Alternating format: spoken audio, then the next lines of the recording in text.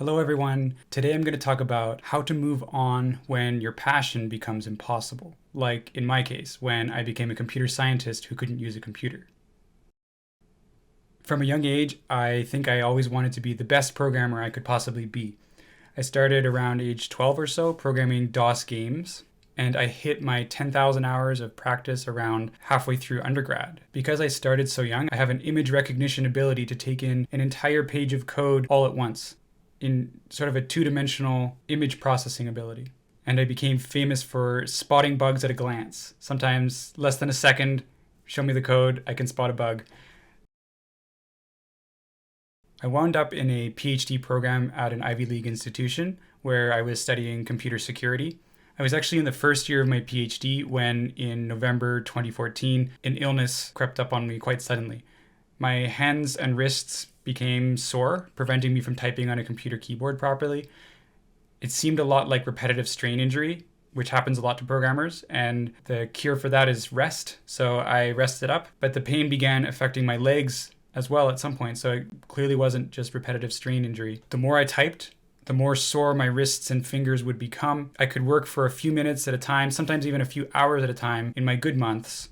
But if I exceeded that limit, wherever that limit was, I'd experience severe pain in my hands that might take 24 or 48 hours to recover or longer. And just to be clear, I was in a systems PhD program. I had to type a lot to do my job, which left me in an impossible situation. It actually took 5 years for me to get a diagnosis, which was that I have rheumatoid arthritis and fibromyalgia on top. And over time, fibromyalgia has affected many parts of my body, but none were as psychologically devastating as my hands at that point in time. I'll make another video sometime going through details about my illness, but right now I want to focus on that initial period where my hands and my legs were affected by chronic pain and when I was having to reconsider what I was able to do in life. So what happened? Well, my life basically imploded in slow motion. Never mind my passion, basic living seemed impossible. In Maslow's hierarchy of needs, I was basically focused on the lower two levels, the most basic levels.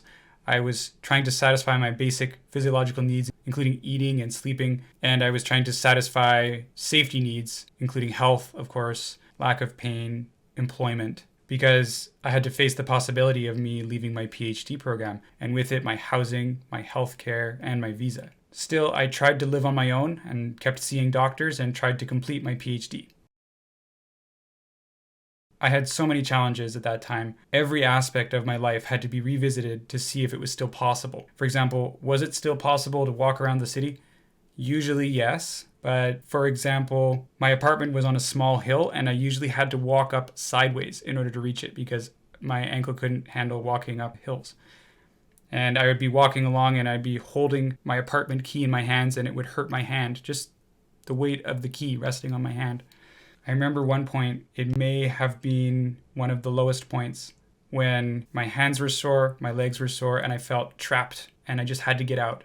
And it was pretty late at night, and I walked out of my apartment building onto the street, and I started walking. I would often just walk around the block and come back, but I started walking very slowly, just barely shuffling, putting one foot a little bit in front of the other, and I had walked maybe 50 feet when I realized that I would not be able to walk any further that day.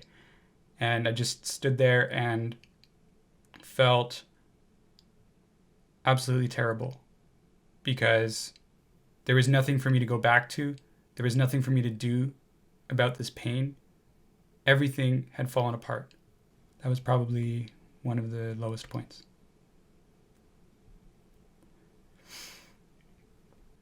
It's always a challenge for me to sleep comfortably as well. So, for example, I usually had to sleep with a sling and cloth wraps around my arms and wrist braces and elbow pads and foot pillows. One time I actually kept my arm in a sling for weeks because it was too painful. And by the time I took it out of the sling, it must have been another month before I could fully straighten my arm because it had gotten kind of seized up. Keeping myself entertained was also a challenge because it was difficult to read books or ebooks, and I couldn't easily write, so I couldn't keep a journal. I had to find other ways of introspection. And of course, using a computer always led to a lot of pain.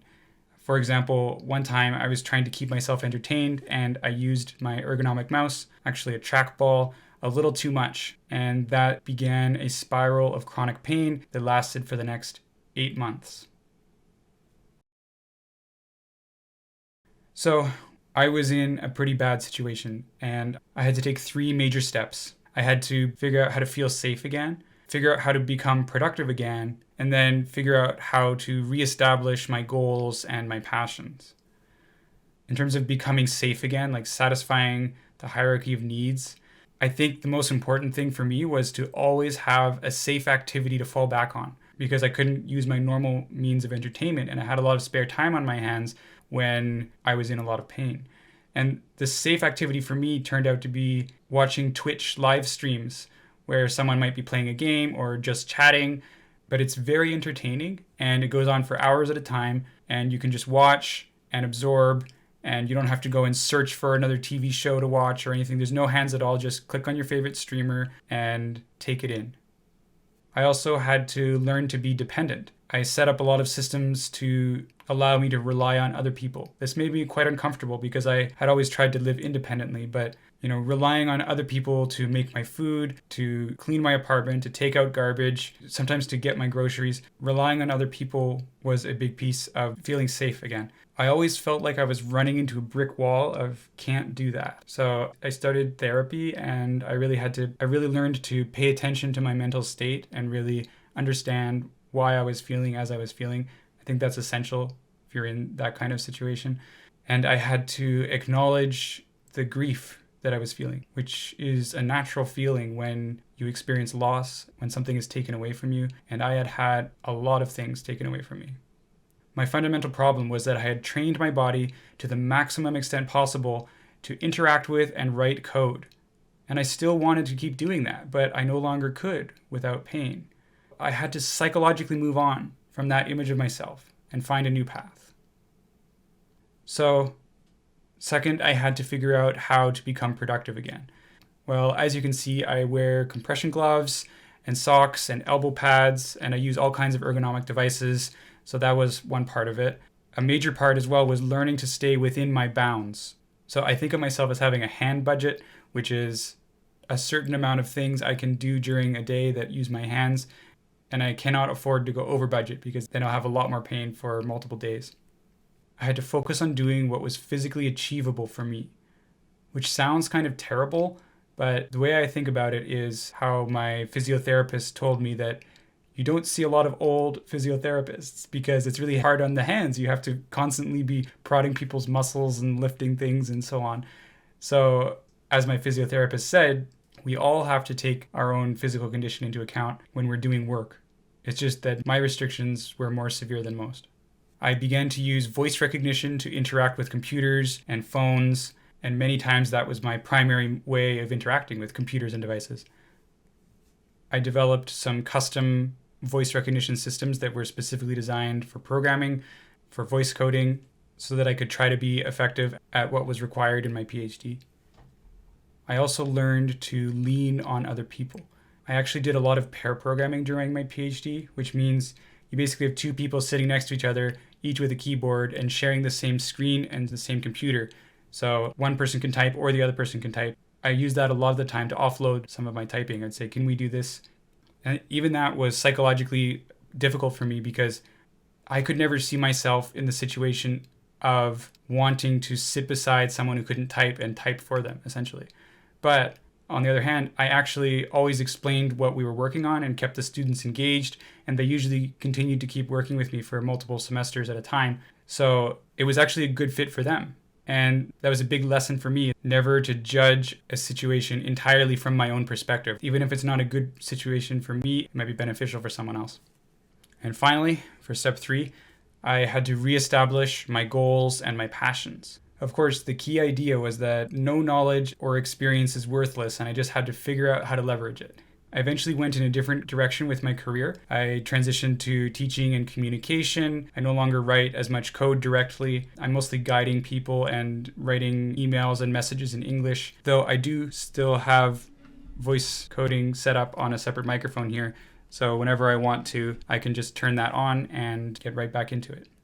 Another thing I realized when I took a step back and thought about what I was doing and what I wanted to do was that I had a lot of other passions that were kind of being marginalized by how much time I was spending focused on computer science, including like photography and videography and writing and editing books and language learning. I'm studying Japanese now. In the beginning, I wanted to be a professor because I love teaching, and that's part of why I'm talking to you today. That's another passion of mine.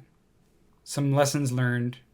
Perseverance was so important for me. It took a lot of effort, but I eventually did finish my PhD. I graduated and it was an academic success. I had to learn to take pride in my accomplishments, but not to define my self-worth from them, especially because I may no longer be able to advance in certain directions that I had valued in the past. I had to become willing and able to change my mental picture of myself, which is much easier said than done when you're someone who wants to define things clearly and have the world make sense. There are always ways to improve, but these days I am in a good state of mind. I have family nearby, a good career, and plenty of hobbies. So if I can do it, you can do it too. Finally, humans are very resilient and very pliable. You can change your perspective and yourself in any way that you can imagine. It just takes time and perseverance. Thank you for listening to my story, and I'll see you next time. Bye.